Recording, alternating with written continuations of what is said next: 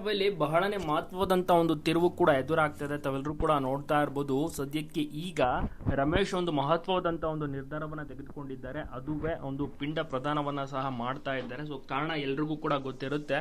So ಅವರನ್ನ ಕಂಡ್ರೆ ಆಗೋದೇ ಇಲ್ಲ.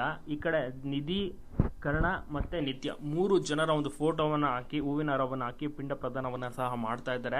ಅಲ್ಲಿದ್ದಂತ ಪುರೋಹಿತರು ಕಂಪ್ಲೀಟ್ ಆಗಿ ಆಶ್ಚರ್ಯ ಆಗ್ಬಿಡ್ತಾರೆ, ಏನ್ ಈ ರೀತಿ ಎಲ್ಲ ಮಾಡ್ತಾ ಇದ್ದೀರಾ ಅಂತ. ಸೊ ಅಷ್ಟರ ಮಟ್ಟಿಗೆ ಈಗ ಮಹಾ ತಿರುವು ಕೂಡ ಪಡ್ಕೊಳ್ತಾ ಇದೆ. ಸೊ ಕಾದು ನೋಡಬೇಕು ನೆಕ್ಸ್ಟ್ ಏನಾಗುತ್ತೆ.